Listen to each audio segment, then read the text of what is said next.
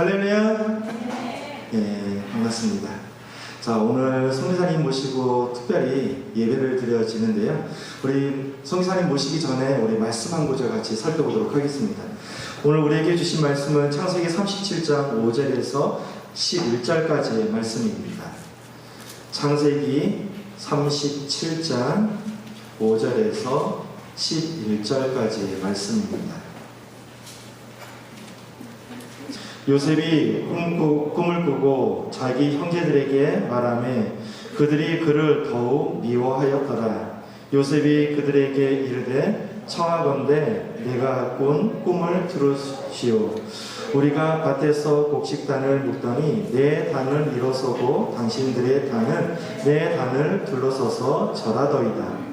그의 형제들이 그에게 이르되 내가 참으로 우리의 왕이 되겠느냐, 참으로 우리를 다스리게 되겠느냐 하고 그의 꿈과 그의 말로 말미암아 그를 더욱 미워하더니 요셉이 다시 꿈을 꾸고 그의 형들에게 말하여 이르되 내가 또 꿈을 꾼즉 해와 달과 11별이 내게 절하더이다 하니라. 그가 그의 꿈을 아버지와 형들에게 말하며 아버지가 그를 꾸짖고 그에게 이르되 내가 꾼 꿈이 무엇이냐? 나와 내 어머니와 내 형들이 참으로 가서 땅에 엎드려 내게 절하겠느냐? 그의 형들은 시기하되 그의 아버지는 그 말을 간직해 두었더라. 아멘. 말씀 전하시기 전에 우리 잠깐 케냐 선교 영상을 한번 살펴보도록 하겠습니다. 자, 영상 좀 틀어주세요.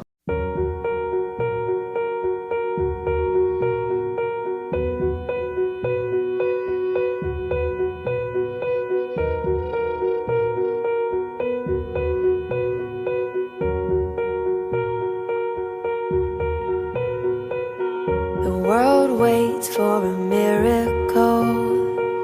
The heart longs for a little bit of hope. Oh come, Emmanuel. A child prays for peace on earth, and she's calling out from a sea of hurt. Oh come, Emmanuel. And can you hear the angels singing? Glory to the light of the world. Glory,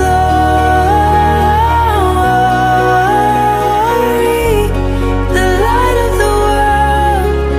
Yeah.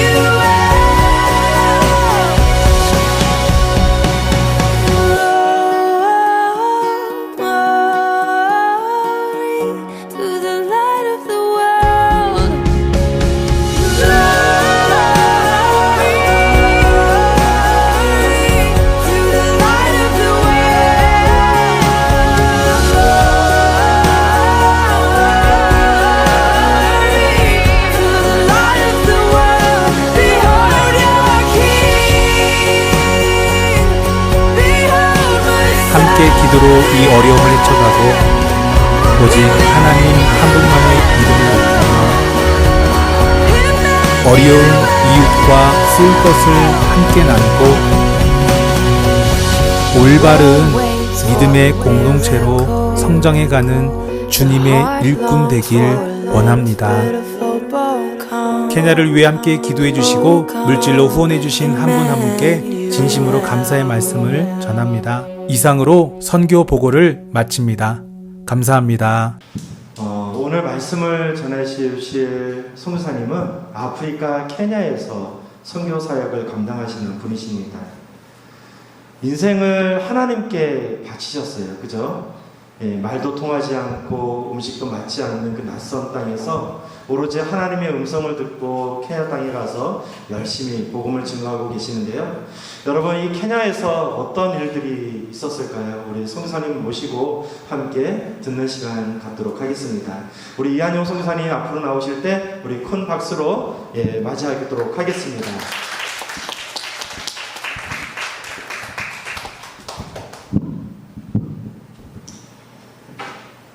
할렐루야. 네. 반갑습니다. 네. 할렐루야.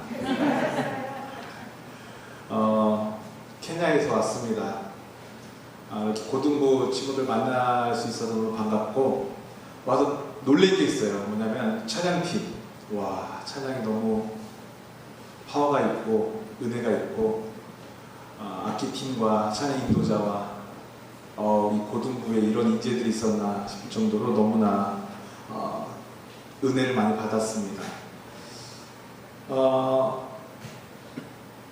이 시간에 어떤 말씀을 우리 고등부 친구들과 또 우리 선생님들과 함께 나눌까 기도하다가 그냥 편안하게 케냐 이야기를 좀 나누고 싶어요. 왜 어떻게 케냐를 가게 되었는지, 지금 케냐의 상황은 어떤지 좀 말씀을 나누고 싶습니다. 여러분, 케냐 아세요? 네. 먼저 저 아는 사람 한번 손 들어보죠. 네, 반갑습니다. 네. 케냐는 어디에 있죠? 아프리카의 어느 지역에, 어느 위쪽, 북쪽, 동부 쪽, 남부 쪽 어디 있는지 아세요? 지리적으로.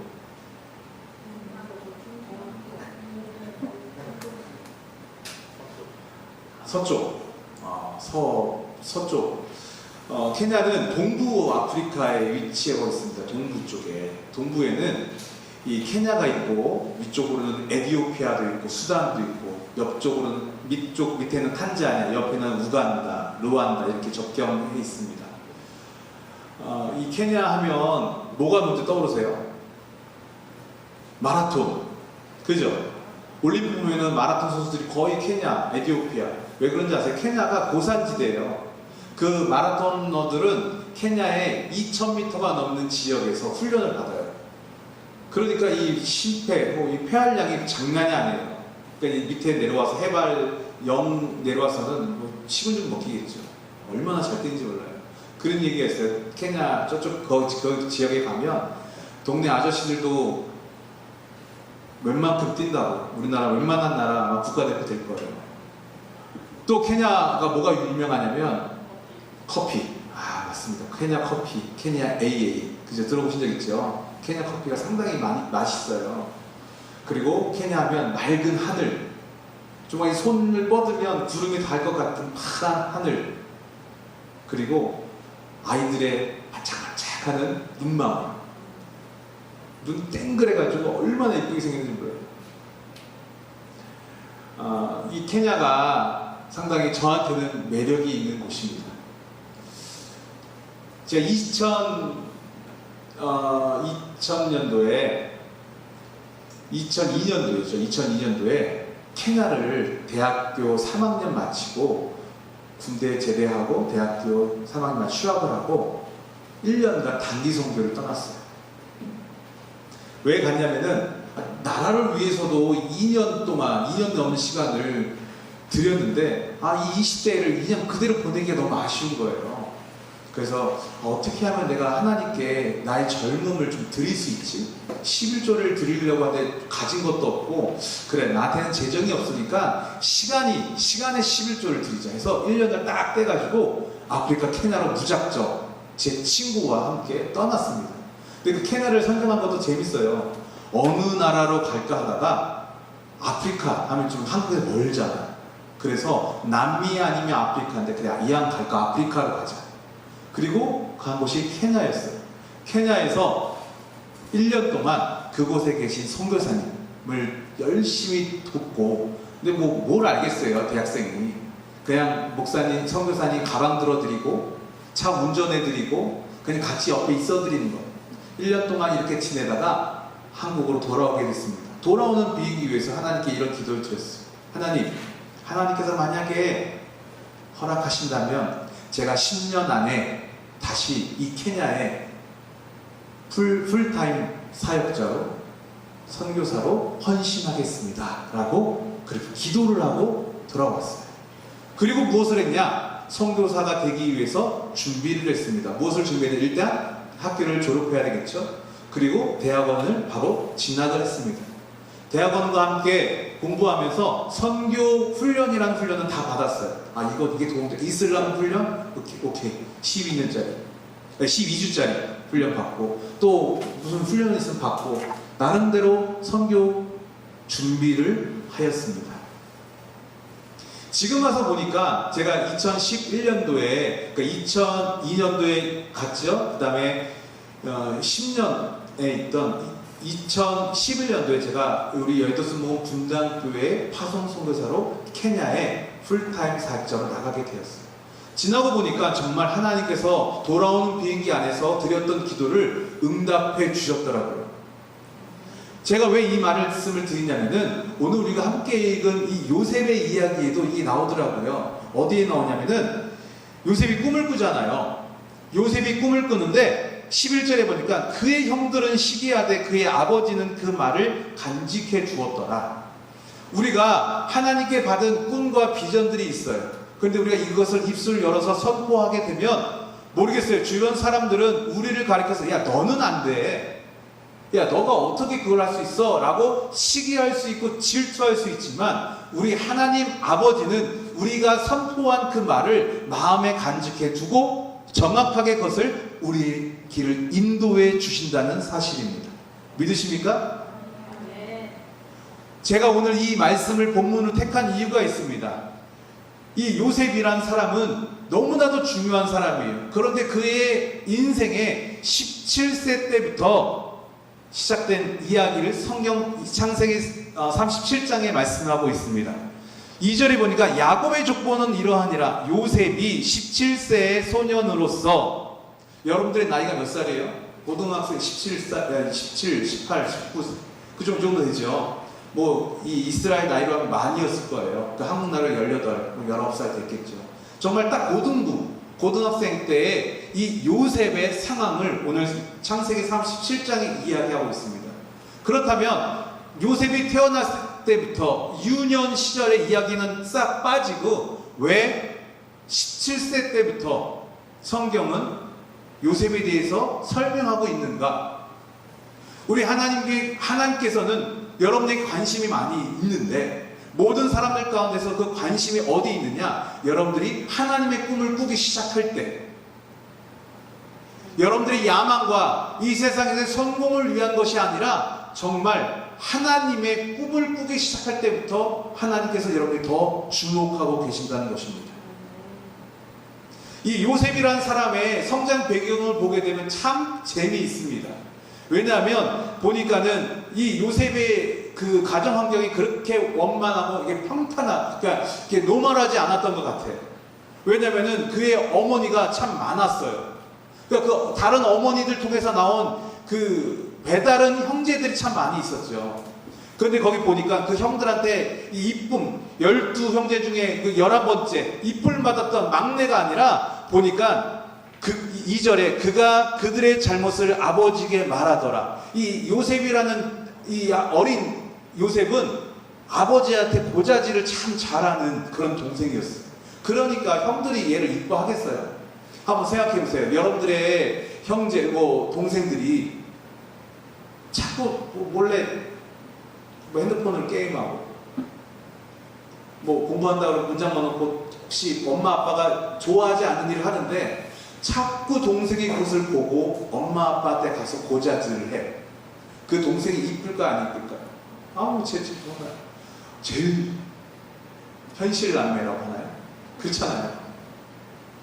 이쁨을 받을 수가 없어요. 이 요셉이 성격적으로도 그렇게 평범하진 않았던 것 같아요. 맨날 고자질하고 그러니까 형들이 얘를 싫어하는 거야. 그런데 거기다가 더불어서 요셉이 꿈을 꿨어요. 꿈을 꿨는데 이 꿈의 내용은 한술 더 떠. 형들이 와서 뭐 절을 한다.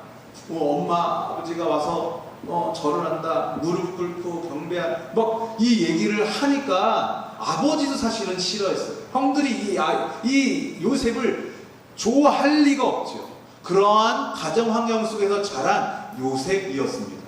그렇다면 우리가 주목해 볼 것은 왜 이렇게 성격적으로도 평범하지 않은 무난 요셉을 하나님께서는 귀하게 사용하셨을까? 이 이스라엘의 이집트의 애굽의 국무총리로 세우셔서 이 총리라는 것이 간단한 게 아니에요. 그런데 어떻게 요셉이라는 사람을 사용하셨을까? 저는 오늘 이 아침에 여러분과 함께 이 말씀을 나누길 원해요.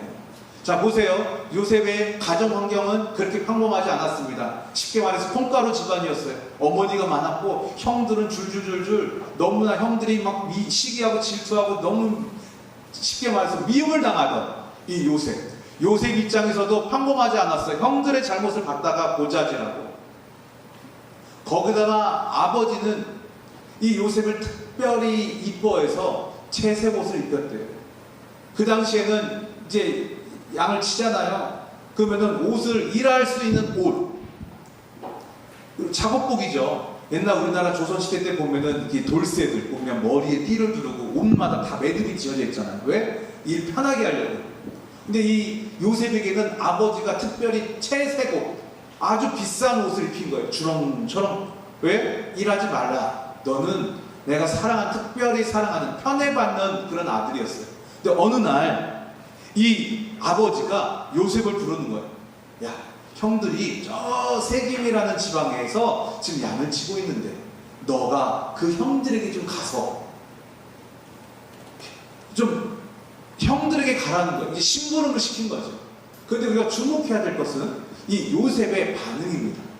아버지가 그렇게 시켰을 때 요셉이 어떻게 하는지 아세요? 보니까는 13절에 이렇게 이스라엘이 요셉에게 이르되 내 형들이 세겜에서 양을 치지 아니하느냐? 너를 그들에게 보내리라. 요셉이 아버지에게 대답하되 내가 그리하겠나이다. 한번 내가 그리하겠나이다. 다시 한번 내가 그리하겠나이다. 자 보세요. 요셉은 가정 환경이 그렇게 썩 좋지 않았습니다. 성격적으로 평범하지 않았습니다. 근데 그에게 한 가지 있었던 성품, 하나님께서 되게 중요하게 여겼던 것이 있는데 그것은 뭐냐면 순종하는 것이었어요. 누구에게? 아버지에게. 세김이라는 지방은 그곳에서 멀리 떨어져 한 30km 정도 떨어져서 뭐 지금처럼 지하철 타고 버스를 대중교통 이용할 수 있는 게 아니라 걸어가는 거였어요. 특별히 아버지에게 편애받았던 요셉 입장에서는 아버지 싫어요. 내가 저 하인들 종들 보내세요 할 수 있는데 아버지가 시켰을 때 뭐라고 했다고요? 내가 그리하겠나이다. 그 요셉에게 있었던 성품 가운데 부모님 아버지의 말에 순종할 수 있었던 그 마음이 그에게 있었다라는 것이죠. 우리가 살다 보면 부모님이 뭐 이것 시키고 저것도 시키고 근데 정말 솔직히 말해서 제가 할게요. 제가 그렇게 하겠습니다. 그렇게 하겠습니다라고 말하기가 참 쉽지가 않습니다. 왜요? 지금 공부도 해야 되고 학원도 가야 되고 왜 보니까 뭐 스터디 카페 참 많더라고요. 한국에. 스터디 도서시지? 스터디 카페도 가야 되고 시험이 언제고 너무나 우리가 말할 수 있는 안 할 수 있는 이유들이 충분히 많이 있습니다. 그렇지만 우리가 잊지 말아야 될 것은 하나님께서 정말 사랑하고 하나님께서 정말 주목하는 사람은 우리 부모님께 내가 그리하겠나이다 라고 말할 수 있는 사람이라는 것이죠. 하나 더 볼까요? 근데 힘들게 세겜이라는 곳에 이 요셉이 갔어요. 그런데 형들이 안 보여. 어디 갔지? 지나간 사람한테 묻습니다. 혹시 여기 이러이러한 사람들이 혹시 양을 치지 않았습니까? 라고 하니까 그 사람이 그 사람 본 적이 있는데 여기 저기 도단이라는 지역으로 갔어. 근데 요셉이 그 세겜과 도단의 거리는 한 7km에서 8km 정도 떨어져 있는 곳이 거기까지 힘들게 갔는데 충분히 아버지한테 그리하겠나이다 얘기하고 거기까지 가서 없으면 돌아와도 누가 말할 사람이 없어. 그럼에도 불구하고 요셉은 형들을 찾아서 도다는 지역으로 갑니다. 요셉에게 어떠한 성품이 있었습니까? 내가 그리하겠나이다 순종하였고 그것을 그친 것이 아니라 할 수 있도록 그 아버지께서 말씀하신 것을 순종과 더불어서 그 일을 마칠 수 있도록 성실하게 행했다는 것이죠. 누가 보던 보지 않던 자기에게 맡겨진 일을 성실히 한 거예요. 그 이후에 말씀은 뭐 시간이 없으니까 다 할 수는 없겠지만 저는 그렇게 생각해요. 요셉에게 있었던 이 그리하겠나이다 또 없었지만 도단까지 찾아가서 형들을 찾는 그 요셉의 성실한 모습, 이것을 통하여서 요셉의 인생이 하나씩 또 그가 꾸었던 꿈들이 하나씩 이루어지는 시작이 되었다라는 것이죠. 한국에 와보니까 참 한국에서 공부하는 우리 중학교, 고등학교 친구들이 참 힘들겠다라는 생각을 했어요. 케냐는 그렇지 않아요. 이렇게 학원 가는 것도 없고. 근데 여기는 너무 공부를 많이 시키더라고요.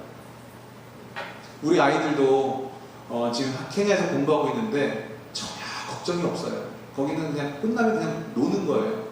경쟁 상대가 없기 때문에 그냥 자유하게 건강하게 잘 자라고 있습니다. 근데 그곳의 10대 아이들 제가 잠시 소개할게요.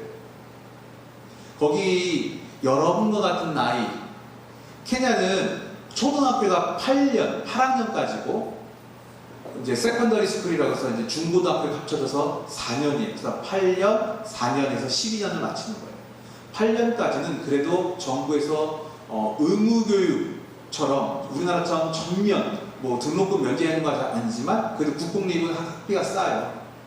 그래서 웬만하면 8학년까지는 졸업을 해요. 그런데 고등학교는 학비가 좀 많이 비싸요. 왜냐하면 선택해야 되는 거니까. 의무교육이 아니야, 케냐에서는. 그러니까 9학년부터 12년, 9학년이니까 우리나라처럼 중3이겠죠. 중3부터 고3까지 우리나라로 그 아이들이 4년의 과정을 가는 아이들이 정말 적어요. 고등학교를 지금 2021년도에 저 아프리카라고 하지만 당연히 그래도 최소 고등학교까지는 졸업해야 되는데 학비가 없어서 부모들이 일을 보내는 거예요. 초등학교 충분해. 이제 그만 가. 나가서 돈을 벌게 하는. 그러니까 그 가난이, 교육을 받지 못해 가난이 대물림 되겠죠. 제가 봤을 때, 저희가 처음 가서 너무나 안타까웠던 게, 저 아이. 학교를 가야 되는데 왜 나가서 1,000원, 2,000원 벌어오는 걸로. 그럼 평생 그렇게 사는 거예요. 또 문제는 뭐냐면 학교를 안 가다 보니까 여학생의 경우는 그 나이 때 10대 때 임신을 되게 많이 해요. 그래서 케냐의 가장 큰 문제가 싱글맘이라고 하죠. 10대에 이 미혼모들이 너무나 많아요. 제가 처음 갔을 때 웬만하면 어떤 젊은 여자들이 다 아이 하나를 갖고 있어서 애 아빠는 남편은 뭐해? 그게 실례더라고 질문이. 몰라, 누군지도 몰라. 그냥 아기를 낳고 그냥 평생 그 아이랑 사는 경우가 정말 많이 있어요. 그래서 안 되겠다 싶어가지고 한 명씩 학교를 보내기 시작했어요. 이 아이 학비 그래 얼마 되지도 않는데 기숙학교도 보내고 정말 공부에 열정 공부하고 싶은 아이들 보내기 시작했어요. 아까 영상에서도 보셨죠? 그 아이들. 그리고 또 우리 그 미션 센터에 교회가 있어요. 여러분과 같은 학생들이 옵니다. 그 아이들 데려다가 케냐에 있는 현지 고아원에 가서 봉사활동도 우리가 시켜요. 그 고원에 가면 정말 핏덩이, 쓰레기통에 검정색 비닐봉다리에 버려진 그 아이들. 실제로 강아지가 핥혀서 3일 동안 그 쓰레기장이 어마어마하게 큰데 거기에 그냥 아이들이 버려진 거. 왜? 이런 10대 애들이 미국 낳고 그냥 쓰레기 봉다리 버려서 동네 개들이 짖고 핥아서 정말 생명을 연장한 유지된 그 아가들을 데려다가 그 고원에 우리가 방문했을 때 테이블 위에 15명의 핏덩이들이 쭈르륵 누워있는 거예요. 정말 끔찍하더라고요. 그래서 우리 같이 간 여러분과 같은 우리 케냐에 있는 그 아이들, 여기도 마찬가지예요. 대부분 아버지가 안 계시고 평로 밑에서 자란 아이들이에요. 집도 너무 가난하죠. 근데 그 아이들을 바라보면서 제가 교육을 했어요. 얘들아, 잘 봐라. 너희가 제대로 배우지 아니하고 신앙 안에서 너희들이 정말 잘못을 하면은 이렇게 생명이 이렇게 버려지는 거예요. 이 아이들이 정말 너무나 충격을 받았어요. 그리고 돌아와서 이 아이들과 함께 나누는데 피드백을 하는데 오늘 고원 같아서 뭘 느꼈니? 나누는데 지금 자기의 현재 상황에 있어서 그동안 되게 힘들게 엄마를 원망하고 현재 본인의 그 상황에 대해서 감사한 적이 한 번도 없었대요. 그런데 그 아이들을 보니까 자기가 그럼에도 엄마가 있다는 것이 감사하고 정말 다 쓰러져가는 집이지만 그곳에서 잘할 수 있는 것이 너무 감사하다고 그런 얘기를 하더라고요. 우리가 저 지구 반대편이라고 해서 거기는 뭐 그렇지. 가난하기 때문에 그들이 불행하지는 않습니다. 그거 아세요? 케냐의 아이들이 행복지수는 훨씬 더 높더라고요. 왜냐하면 비교 대상이 없으니까. 그런데 우리의 시각으로 바라볼 때는 저기 전기도 없고 물도 없고 학교도 못 다니고 맨 먹을 것도 없고 가난해 보이지만 그들이 갖고 있는 행복의 지수는 상당히 높다라고 얘기하더라고요. 그렇다면 누가 더 건강한 사람이겠습니까? 우리의 삶을 한번 돌아봤으면 좋겠어요. 우리가 갖고 있는 것들, 갖추고 있는 것들, 그래 남부럽지 않게 내가 갖고 있는 것들은 다 있어. 학교도 다니잖아. 뭐 입을 옷, 신발 다 있잖아. 뭐 먹을 거 걱정하지 않잖아. 부모님 계시고 할머니 할아버지 계시고 다닐 수 있는 교회 있고. 하지만 우리가 그런 상황 가운데에서 감사하지 못한다면 우리 저 지구 반대편에 있는 저 아프리카에 있는 친구들보다 더 불행하게 살아가고 있는지 모른다는 것이죠. 우리가 하나님 앞에 섰을 때 하나님께서 우리 각 사람에게 주신 꿈과 비전들이 있을 것입니다. 여러분들 향한 분명한 계획이 있습니다. 그렇다면 그것이 무엇인지 우리가 하나님께 여쭈며 또한 우리의 반응 가운데, 리액션 가운데 주님, 내가 그렇게 하겠습니다. 엄마, 아빠, 제가 그렇게 할게요. 라고 하는 그러한 리액션이 우리 가운데 있기를 소망합니다. 분명한 것은 이 코로나19라는 것, 전 세계가 다 겪고 있습니다. 예전에 메르스나 사스나 이건 지역이었어요. 어느 지역에 중동, 홍콩. 근데 이제 코로나19라는 것은 전 세계를 막론하고 어느 나라 비껴간 나라가 없어요. 모두가 다 똑같은 상황을 지금 통과하고 있습니다. 그런데 그것을 반응하는 것은 사람마다 다 다르다는 거예요. 똑같은 상황 가운데 난 이것 때문에 안 돼. 난 이것 때문에 할 수 없어.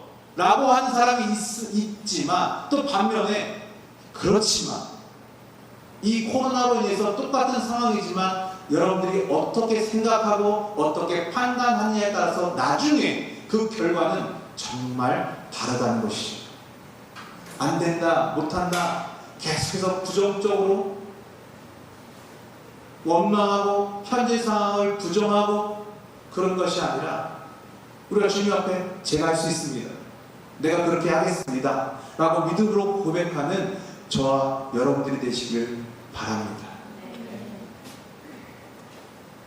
여러분들이 할 수 있는 것이 지금 무엇이 있습니까?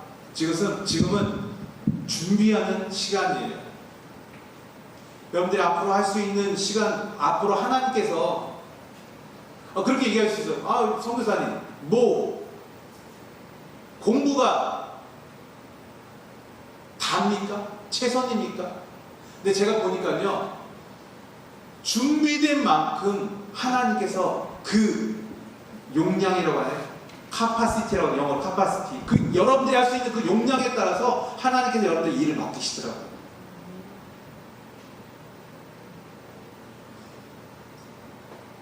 저 아프리카 케냐에서 쐐기를 치는 정말 사람이 있어요.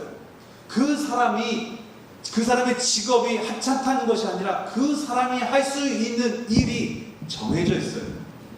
하지만 여러분들이 준비하고 여러분들이 앞으로 할 수 있는 일들을 잘 준비한다면 그보다 더 많은 영향력을 끼치면서 하나님께 영광을 돌릴 수 있다라는 사실입니다. 그런데 이 시간들은 결코 돌아오지 않더라고요. 선교사님이 케냐에 도착해가지고 1년 동안 죽어라 한 것이 있습니다. 뭐냐면 현지어를 공부하는 것이었어요.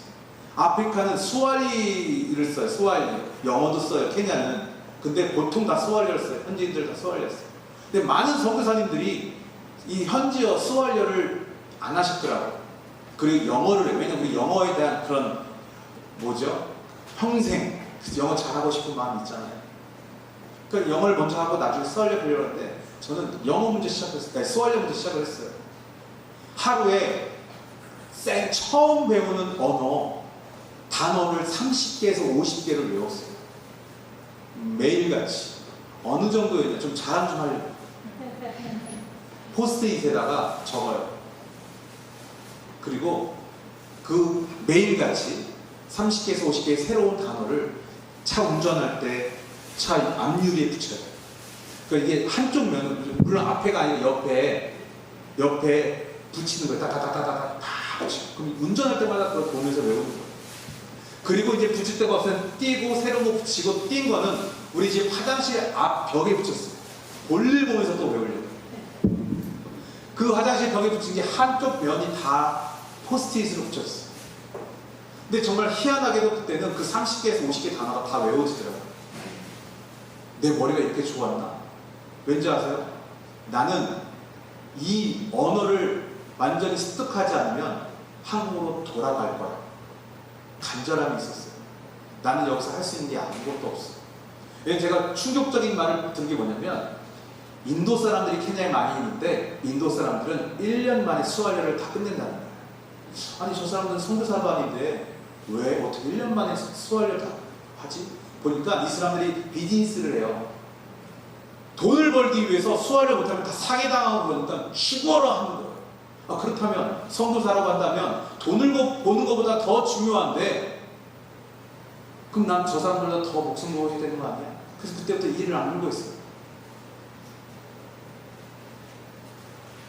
이것을 프랙티스하기 위해서 집 앞에 있는 망고 파는 데 가서 아줌마한테 망고 한 번 10개 살 수 있는데 망고 2개, 이 베산다피, 리파티에 베인 우즈리 좀 깎아주세요. 좋은 가격 주세요. 사고 아싸한테 싸 얘기하고 옆집 가서 또 사고 매일 반복했어요. 동네 경비한테 가서 빵이랑 우유 사가지고 주면서 괜히 쓸데없는 얘기하는 괜히 말 걸고 이상한 거 할 일이 없으니까 얘기하는 거예요. 죽어라. 열심히 했어요. 이거 아니면 안 돼. 근데 지금 10년이 지났어요. 10년이 지났으니까 현지어를 잘 하시겠지. 아니요, 전 6개월, 1년 만에 1년 때부터 스와리어로 설교를 했어요. 통역을 하고, 한국에서 오시면 통역을 하고, 한국말을 스와리어 통역을 하고. 그게 오래됐기 때문이 아니라 그때 그래, 이건 나의 하나님께서 선교사라는 직분을 주셨는데, 그렇다면 나는 무엇을 할 수 있을까? 내가 그리하겠나이다. 그렇다면 내가 그냥 가만히 말만 번지르르하게 하는 게 아니라 내가 할 수 있는 것을 내가 준비해야지. 준비를 했던 거예요.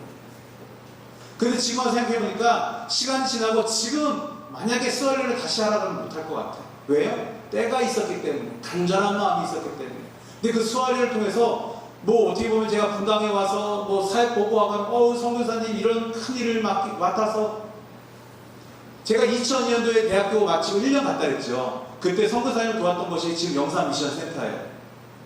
그때는 그게 얼마나 크게 보였는지 몰라요. 현지 목회자들이 얼마나 부담스러운지 몰라요.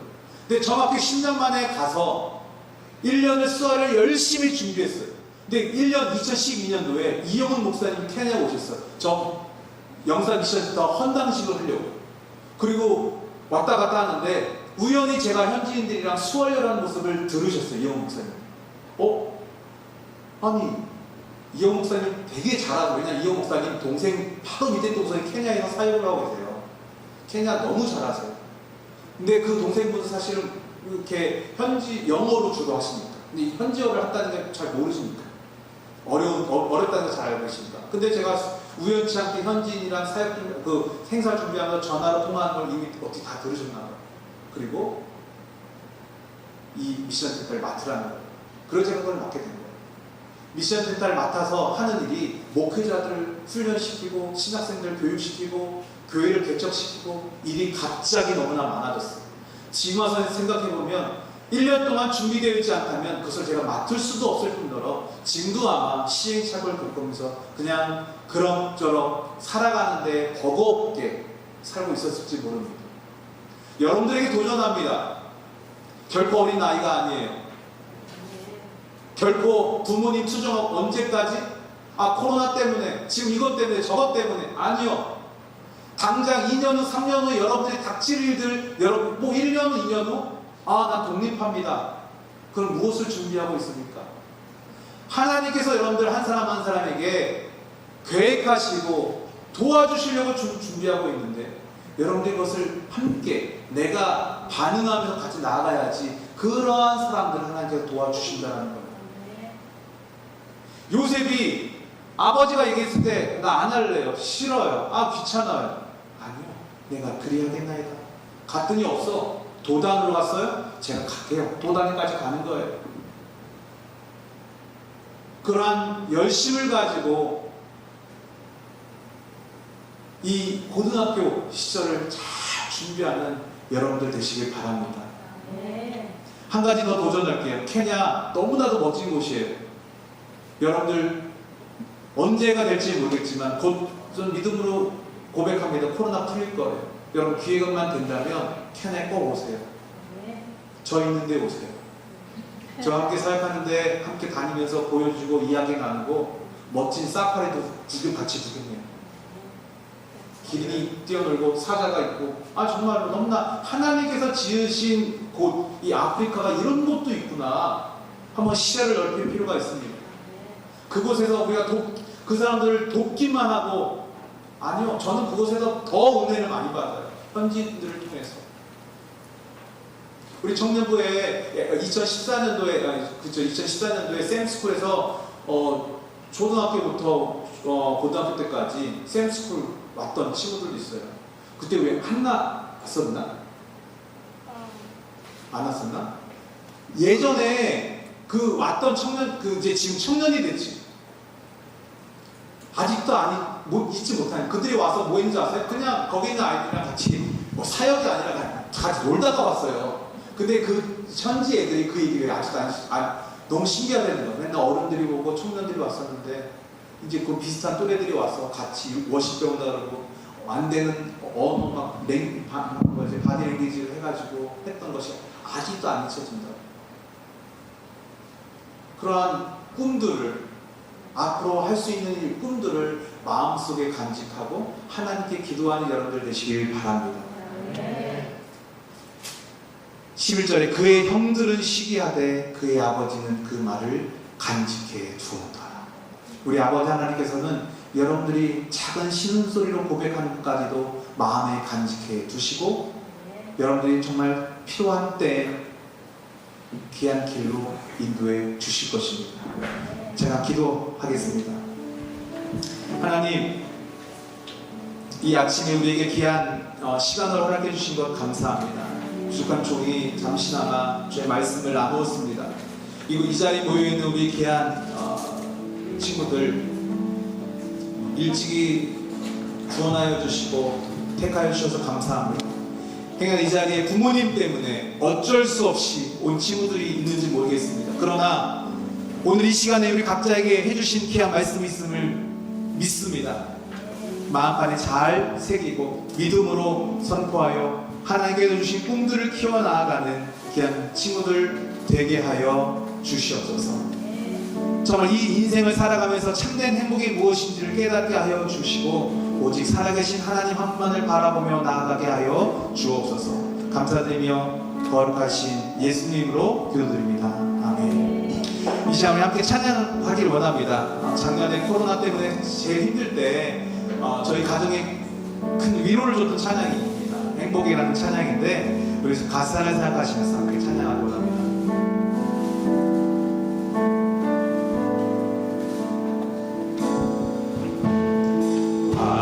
화려하지 않아도 정결하게 사는 삶, 가진 것이 적어도 감사하며 사는 삶, 내게 주신 작은 힘, 내게 주신 작은 힘 나눠주며 사는 삶, 이것이 나의 삶의 이것이 나의 삶의 행복이라고.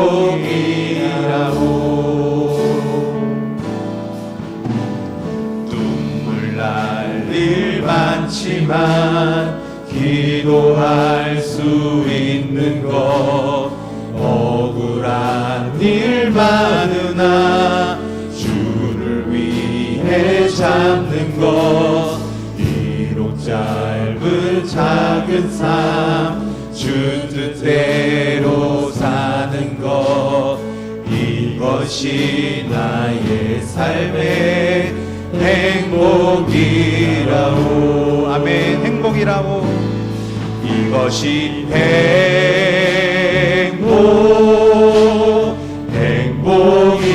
행복이라오. 세상은 알 수 없는 하나님 선물, 이것이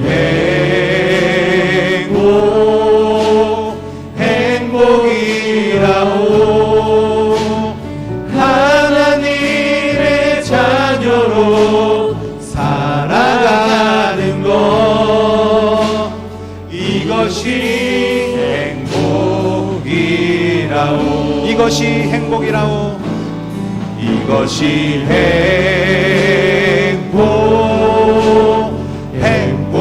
행복이라오. 아멘. 세상은 알 수 없는 하나님 선물, 이것이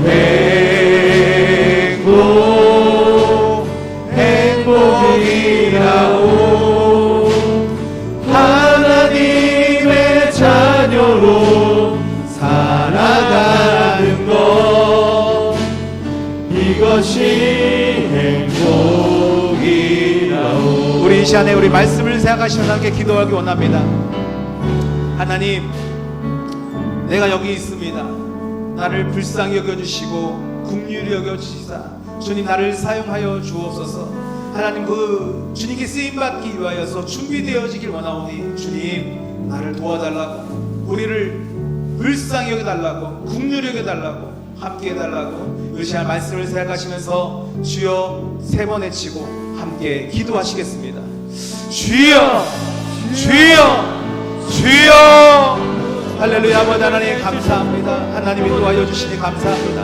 하나님, 이 시간에 우리 열정 고등부 귀한 우리 친구들 함께 예배하고 있습니다. 하나님, 이 자리에 나와 있는 우리 귀한 친구들 한 영혼 한 영혼을 하나님 귀하게 여겨주시고 불쌍히 여겨주시고 긍휼히 여겨주시사 주님의 은혜를 도와여 주시옵소서. 하나님, 우리의 삶 가운데 임재하여 주시옵소서. 하나님, 우리의 생활이 너무나 지치고 힘이 들 때가 있습니다. 하나님, 그러나 정말 무엇이 중요한지 무엇이 필요한지 깨닫게 하여 주셔서 잘 준비되어서 주님께 귀하게 쓰임받는 귀한 친구들 다 될 수 있도록 주님 인도하여 주시옵소서. 할렐루야, 할렐루야. 함께 하여 주시옵소서. 하나님, 요셉에게 있었던 순종하는 마음, 성실한 믿음이 우리 가운데 있게 하여 주시옵소서. 한 영 한 영을 축복하며 기도합니다. 하나님, 역사하여 주시고 인도하여 주옵소서. 성령으로 충만하게 하여 주시옵소서. 하나님, 우리를 불쌍히 여겨 주옵소서. 특별한 것 가운데 있습니다. 하나님, 꿈이 없어서 방황하고 있는 친구들이 있다면 하나님께서 주신 꿈을 발견하게 하여 주시고 무엇을 위하여 헌신할지 아버지 하나님 나무새게 하여 주시옵소서. 하나님이 도와여 주시옵소서. 오 할렐루야. 하나님 함께하여 주시옵소서. 주님이 도와여 주시옵소서. 하나님의 담대함을 도와여 주시고 부모님께 순종하는 자녀들에게 하여 주시옵소서. 도와여 주시옵소서. 하나님 함께하여 주옵소서.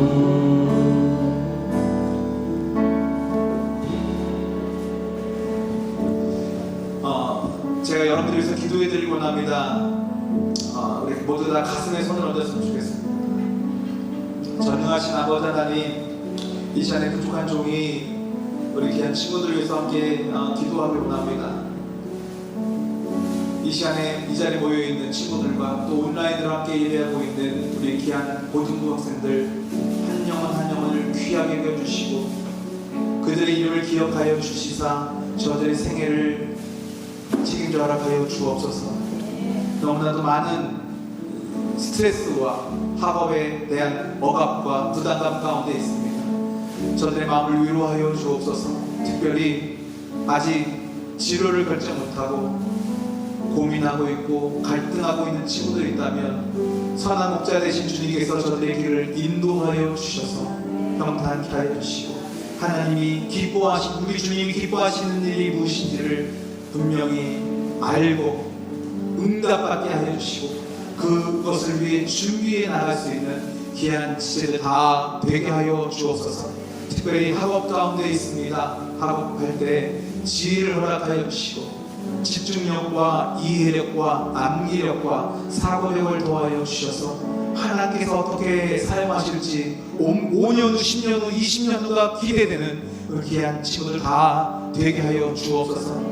특별히 저들을 축복하며 기도합니다. 우리 귀한 육신의 부모님 말씀에 순종하여 내가 그리하겠습니다. 내가 그렇게 하겠습니다. 순종할 수 있는 믿음의 자녀들 다 되게 하여 주옵시고 정말 이 어두움 가운데 희망이 보이지 않는 저 세상 가운데 평생도록 주님 떠나지 않게 하여 주시고 주의 말씀으로 주님의 보혈로 거듭나 평생도록 주님만을 잘 섬기는 귀한 믿음의 자녀들 되게 하여 주시옵소서. 하나님 이 자리에 여러 가지 고민거리 기도의 제목들을 가져 나왔습니다. 이를 우리가 다 알 수 없사오나 주님 이 시간 저들의 마음을 만져주시고 고쳐주시고 위로하여 주시옵소서. 내가 나사렛 예수 그리스도의 이름으로 명하노니 우리 귀한 친구들 마음속에서 부정적인 생각과 어둠의 생각들 자꾸 죄의 길로 인도하는 어둠의 생각들을 떠나갈지어다. 묶일고 떠나갈지어다. 우울한 마음과 불면증과 불안함과 공포감과 열등감 가운데 사로잡혀서 힘들어하고 있는 귀한 지체들 많이 있습니다. 이 시간 위로하여 주옵시고 말씀하여 주셔서 세상에 줄 수 없는 평강이 임하게 하여 주시옵소서. 우리가 왜 이 땅 가운데 존재하는지 무엇을 위하여서 살아가는지 분명히 알아갈 수 있는 귀한 친구들 다 되게 하여 주옵소서. 특별히 장성하여서 독립하여서 나보다 못하고 어렵고 힘들 굶주려 있는 자들을 도우며 살아갈 수 있는 우리 귀한 친구들 다 되게 하여 주시옵소서. 아침 일찍부터 나와서 귀한 영혼들을 섬기며 열심을 다하여 봉사하는 우리 귀한 선생님들을 축복합니다. 저들의 헌신과 하나님 수고를 기억하여 주옵시고 주님께서 복의 복을 더하여 주시옵소서. 감사드리며 이 모든 말씀 살아계신 예수님의 이름으로 축복하옵고 기도하옵나이다. 아멘. 할렐루야. 하나님께 영광의 박수 드리겠습니다. 할렐루야.